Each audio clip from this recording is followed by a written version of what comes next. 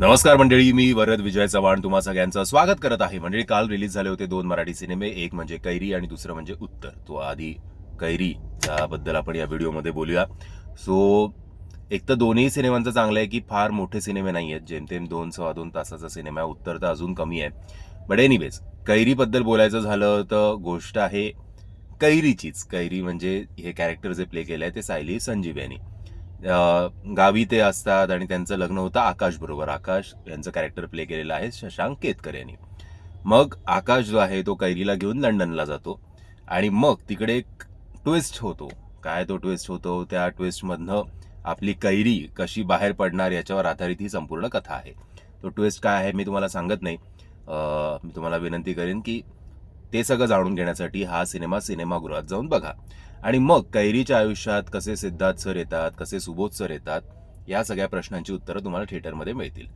थोडक्यात सांगायचं झालं तर ही स्टोरी लिहिलेली आहे नवीन चंद्रा सर यांनी आणि स्क्रीन प्ले लिहिलेला आहे स्वरा मोकाशी, शंतनू रोडे आणि नवीन चंद्रा यांनी.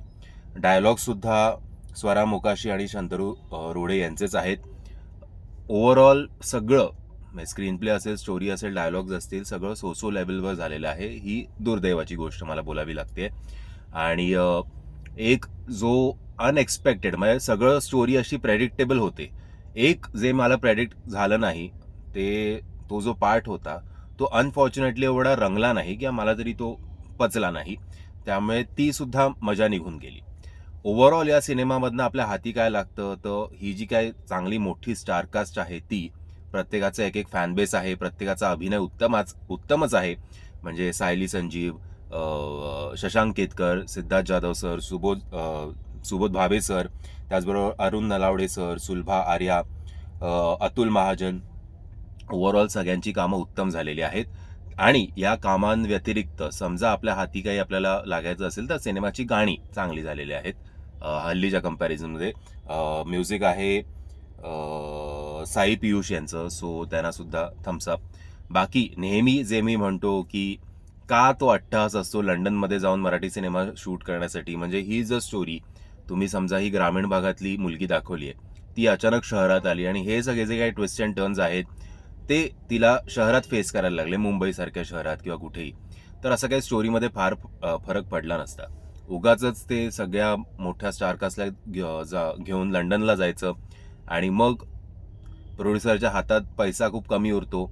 तो ॲटलिस्ट पैसा जो लंडनमध्ये खर्च होणार आहे तो जर मुंबईत किंवा इतर कुठल्या शहरात महाराष्ट्राच्या असं जर शूट केलं असतं तर ॲटलिस्ट तो पैसा प्रमोशनसाठी तरी वापरण्यासाठी मदत झाली असती. अनफॉर्च्युनेटली या सिनेमाबद्दल फार कोणाला माहिती सुद्धा नाही आहे आणि सध्या धुरंधर व्हाईट वॉश करतोय ते जे कोण त्याच्या समोर येत आहेत ते. सो लिमिटेड शोज आहेत. एवढंच सांगेन की या सगळ्यांचा ही ओव्हरऑल स्टारकास्टसाठीच जर तुम्हाला जायचं असेल तर थिएटरमध्ये जा.